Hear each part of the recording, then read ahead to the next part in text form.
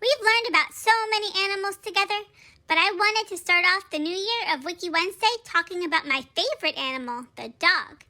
Did you know dogs aren't just the best friend you will ever have? They can do all sorts of things, and this month we're going to talk about all the different jobs that doggies have.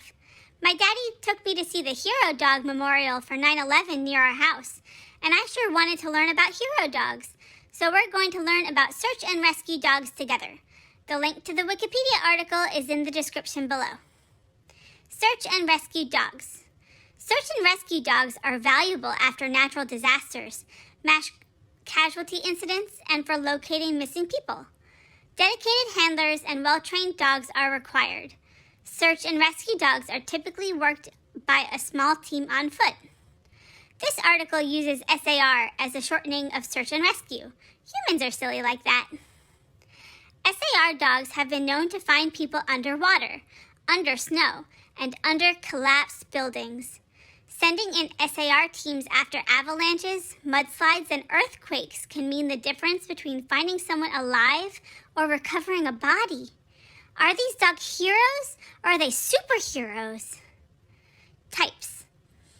From their training and experience, search and rescue dogs can be classified broadly as either air-scenting dogs or trailing dogs. Wow, so it's all about the sniffer?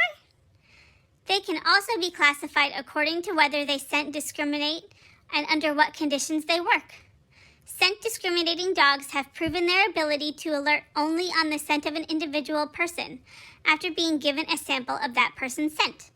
Non-scent discriminating dogs alert on or follow any scent of any given type, such as any human scent or any cadaver scent. SAR dogs can be trained specifically for rubble searches, for water searches, or for avalanche searches.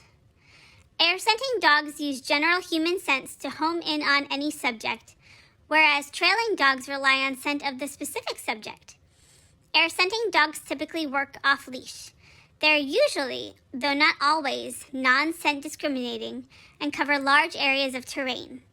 These dogs are trained to follow diffused or wind-borne scent working perpendicular to the wind, then to indicate their find by sitting with the lost party and barking until the handler arrives, or by returning to the handler and indicating contact with the subject, and then lead the handler back to the subject. Handler technique, terrain, environment, and atmospheric determine the area covered by the air-scenting dogs, although scent sources can be detected from a distance of 1/4 of a mile or more. Although other breeds can be trained for air-scenting, the prototypical air-scenting dog is a herding breed that has a reputation for working closely and in coordination with a human handler. Examples are German or Belgian Shepherd dogs, Border Collies, Golden Retrievers, Labradors, or Springer Spaniels. Tracking. Tracking dogs will typically work on lead and will mostly have their nose to the ground, track or the rubble following ground disturbance. A good tracking dog will be able to work through a variety of terrain, as well as successfully maneuver turns and double backs that a subject might take.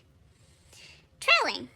A trailing dog that is scent specific can also have his or her head up using some of the air scent techniques to find the subject. Trailing dogs will work on lead, and trailing dogs will venture off the actual path that a subject took should a scent pool be discovered.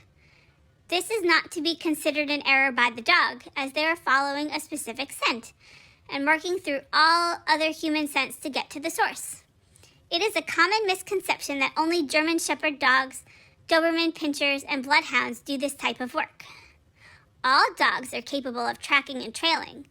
Larger sport hound, working, and herding breeds tend to be used more often simply for their adaptability in various terrain. Variations. In addition to these types of dogs, some teams cross-train dogs in both trailing and air scenting and use them as scent-specific area searches. Typically, these dogs are worked in an area that an airspace dog would work, but are capable of ignoring other search teams and other people in or near the assigned search area. When deployed this way, these air-scenting dogs require a scent article, as does a trailing dog. These dogs train every day and are very hard workers. I'm so impressed by these doggies. They really are superheroes. Applications. Specific applications for SAR dogs include wilderness, disaster, avalanche, and drowning search and rescue or recovery. In wilderness SAR applications, dogs can be deployed to places where the subject may be or where the subject's scent may collect, such as in drainages in the early morning, whereas tracking or trailing dogs can be deployed from the subject's last known point or the site of a discovered clue. Handlers must be capable of bush navigation, wilderness survival techniques, and be self-sufficient. The dogs must be capable of working for 4 to 6 hours without distraction. I can't go more than a few minutes without a distraction. I'd have to work really hard to be as cool as they are. Disaster dogs are used to locate victims of catastrophic or mass casualty. Many disaster dogs in the U.S. are trained to meet the Federal Emergency Management Agency canine standards for domestic or international deployment. Advanced agility and off-lead training are prerequisites reflecting the nature of these dogs' application. Disaster dogs rely primarily on airspace and may be limited in mass casualty events by their inability to differentiate between survivors and recently deceased victims. Avalanche dogs work similarly to air scenting, disaster, or cadaver dogs, and must be able to rapidly transition from a wilderness SAR air scenting scenario to a disaster scenario focused on pinpointing the subject's location. An avalanche dog's main responsibility is usually to find humans that are trapped under the snow. Some avalanche dogs can smell people that are under 15 feet of snow. Some dogs that are used for this job are St. Bernards, German Shepherds, and Labrador Retrievers. Training. Training of a search dog is usually begun when the dog is still a puppy. Notable dogs. Beauty, a wire-haired terrier, was a search and rescue dog during the Second World War in England. Jake, a Labrador Retriever, was a search and rescue dog that worked the disasters of September 11 attacks and Hurricane Katrina. The memorial near my house is from the September 11th dogs. They are very special. Orion, a Rottweiler, helped save the lives of at least 37 people in 1999 from drowning during flash floods in Vargas, Venezuela. Rex entered burning buildings to find trapped people during the Second World War in England.